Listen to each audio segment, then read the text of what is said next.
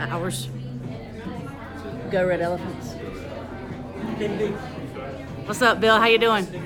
Good to see you.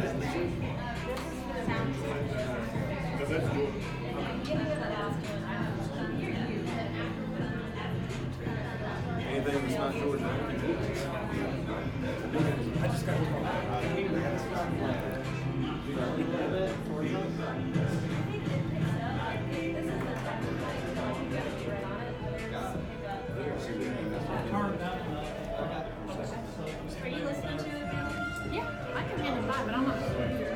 Jordan, you nervous? You good? You good? You good? You okay?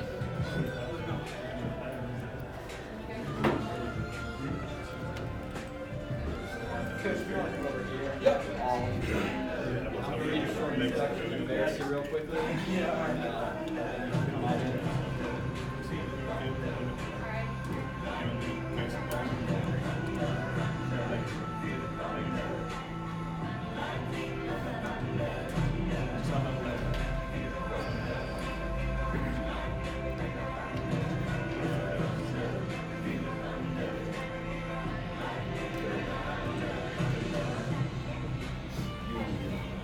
Look at the details.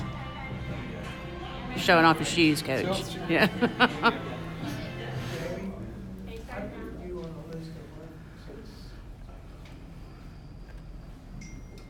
Hey everyone, welcome back to our second annual Times Football Media Day, presented to you by Northeast Georgia Health System. Also like to thank our other sponsors, Jackson EMC, BGW Dental Group, and Chick-fil-A of Gainesville, as well as Liquor Utilities for hosting us today. My name is Nathan Berg, sports reporter at the Times, and myself, along with our sports editor, Bill Murphy, are going to be asking all the questions today. Our next school we're going to introduce is Gainesville High, coached by head coach Heath Webb. Coach Webb is coming into his second year as the head coach at Gainesville after leading the Red Elephants to the playoffs in his first year last year. Coach Webb began his head coaching career with North Paulding, coaching the team for the program's first 4 seasons in existence. And then after a couple of years with Flowery Branch and Peachtree Ridge, he returned to a head coaching role with Winderbarrow in 2014, bringing the Bulldogs to the playoffs all 4 years he spent with them. Last year, Gainesville wins 2-8 in the regular season, but their 2-3 region record was good enough to qualify for a playoff spot.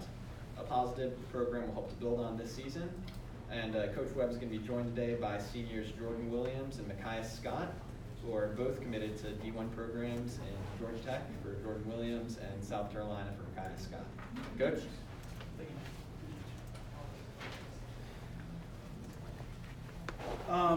Thanks to the Times for hosting this event.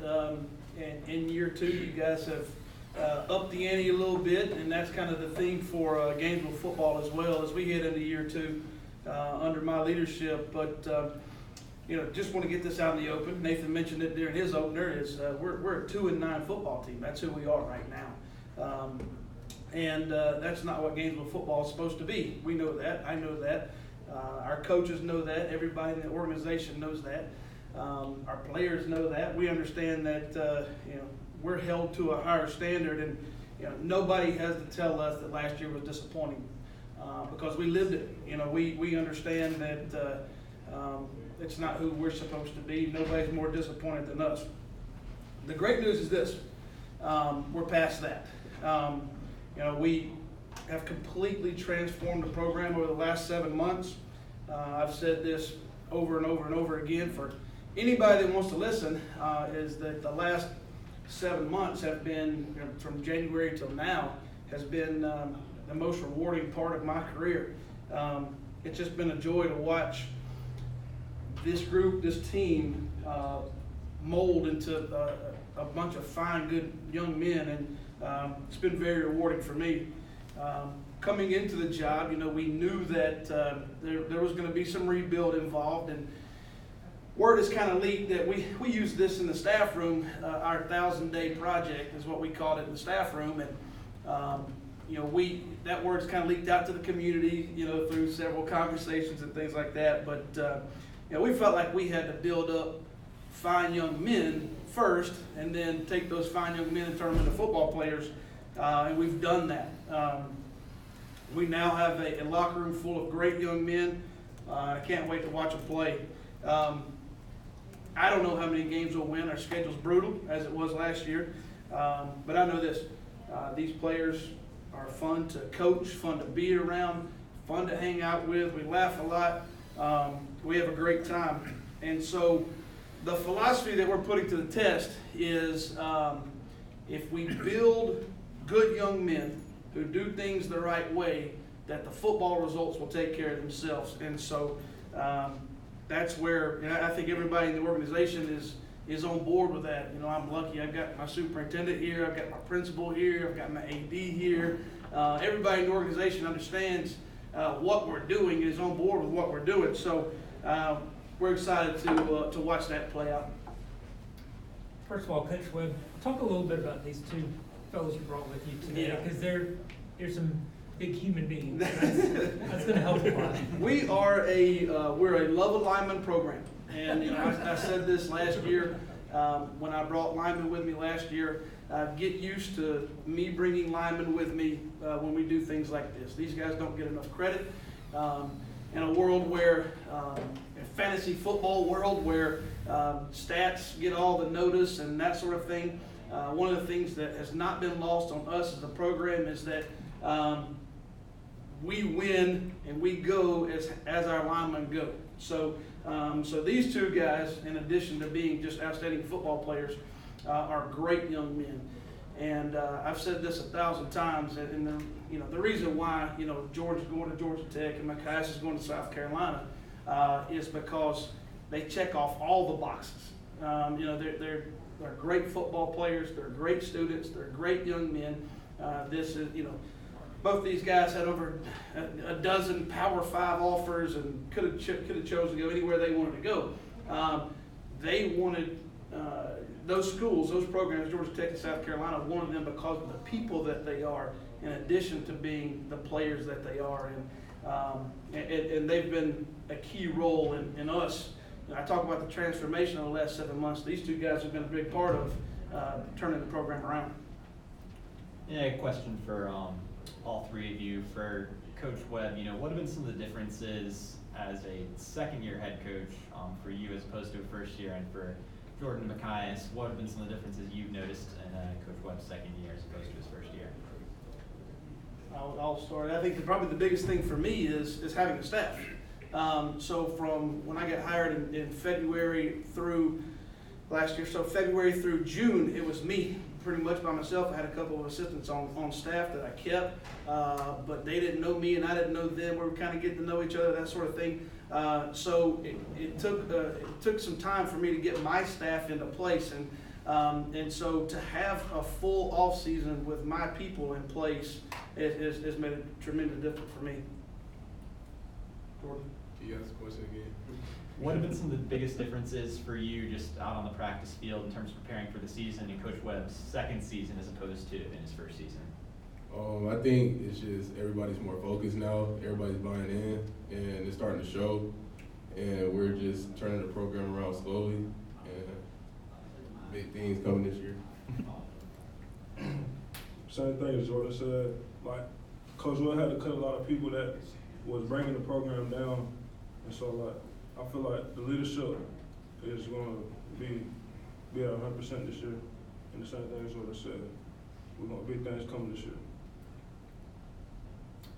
And Jordan Makius, what ways have y'all taken control of the locker room and the practice field a little bit, knowing that as the seniors go, the team will go? I'm not really the type to yell or fuzz. I'm kind of like the lead by example, the quiet one, let my work show. Same thing. I don't like talking like that, but if I have to talk, I'll talk, and then the team will follow. And Coach, I know we talked about this a little bit earlier in the year, but you were saying this season you have a lot of returning starters as opposed to last season, a lot of new guys in the starting positions. How much easier is it to prepare for the season when you have all those guys sort of in place already? Man, much easier. This time last summer we were still teaching, and frankly, this time last summer we weren't ready to play a football game. And fast forward a year, we can easily make comments like, for example, this comment was made during our spring game against Stevens County. Remember during the Appalachia game where we had to do this? Well, let's go do that now. And that experience just carried over, and the players retained that coaching. And so, which was a successful spring game, by the way. Feel good about a 42-6 win over a good Stevens County football team. And so, just to have that base knowledge to pull it out whenever we need to pull it out, it has made things much easier and smoother. And so, we haven't had to do a whole lot of teaching this summer. It's been getting reps. And our philosophy is, if we get 500 to 1,000 reps at each particular play, each particular movement, then we're good going into the season. And so we've just been building reps instead of having to teach, and which has been good. And Coach, knowing that the first half of last year there were several close games that didn't go your way, how has that kind of affected the team and gotten their attention a little bit more this year? Well, and we've practiced those things. We've put ourselves in those situations. In fact, we put ourselves in those situations yesterday. We put ourselves, put our defense in a position yesterday where we're up at the end of the ball game. We're practicing that situation that haunted us in weeks 2 and weeks 3, where we gave up the Hail Mary touchdown pass in the last minute of the game, and we practiced that yesterday, and we're able to pull that knowledge again of remember how that felt. So let's talk about how we execute in those kind of situations. So, so we've been able to do that, and then too, it's just a matter of being able to better execute at this point in time than we were a year ago. And Coach, I know last year there was a little bit of switching out of the quarterback position over the course of the season. Where would you say you guys are right now in terms of that position, and do you think you're a little more solidified this year than you were last year? Yeah, definitely. So our first spring, we went through our first spring without a quarterback at all. And so last summer was just a quarterback battle amongst 3 guys, and we're trying to figure out what the pieces look like. We know the pieces now. We know Gianni Williams is our quarterback, which allows Walt Dixon to be a receiver for us. So we're able to use his 6'5" frame at the receiver position, and Gianni's athleticism makes us go. So, solidified in that. And Jordan Makius, August 23rd is right around the corner, opening day. What does that feel like as a senior, knowing that this is your last chance to leave a legacy and leave a winning season in Gainesville? I think I'm just ready to play, and I'm ready to make sure I leave it better than I found it, and just get the program back on the map. For me, I just want to leave it all on the line like I did last year, but as a team, I just want to face it positive and try to win the region. Like I said, we're all hungry. And I guess for all 3 of you, what would you guys say maybe the team's biggest strength is, and what is an area you think might be a weakness this year? Line of scrimmage. I think we're pretty good up front. I think offensively, you're looking at probably 3 Division I offensive linemen. So that'll make the offense go. Defensively, still relatively young in the sense that we started a bunch of young guys there last year along with Makius, but still that group's really good. I feel like the strength of our football program is our lines of scrimmage. As far as we need on the need basis, we need playmakers on offense. We need guys that can take it 80. Something that we didn't necessarily have last year. We had solid offensive guys. But we need guys that can be game changers. And Coach Webb, you mentioned earlier your 1,000-day project. Can you expound on that a little bit and what that means? Yeah, so it's simply understanding that there's a process involved. I think so many times now, especially with the NFL world trickling down to the college world, which trickles down to the high school world, there's an expectation that things will be fixed immediately just because you hire a new coach. And the reality is that's not the case, especially when you have what you have. You have the kids that are walking your hallways. And so we had 5 players that never played a varsity snap this time last summer. And so in looking at that and going through spring practice, going through summer, we knew that it was, last year was going to be tough. I mean, there was no question about it. And so part of the 1,000-day process was, a lot of character education, getting kids to understand that it's not about them, but it's about the team, it's about the program. In addition to that, the strength program, the weight program, the speed program.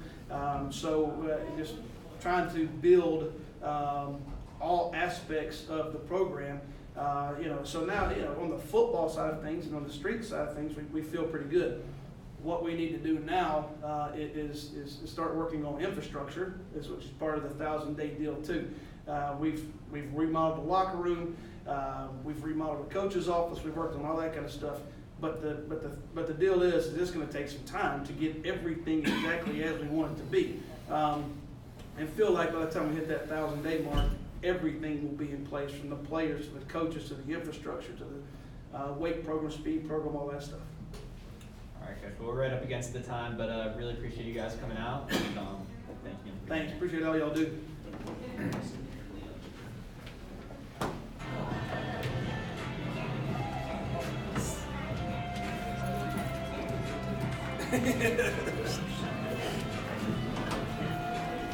Thank you, man. I appreciate it. Absolutely.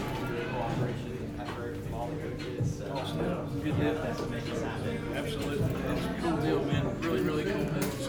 Oh, yeah. Keep it going. Good job. Looking forward to next year. That's right. All right. Thanks a lot.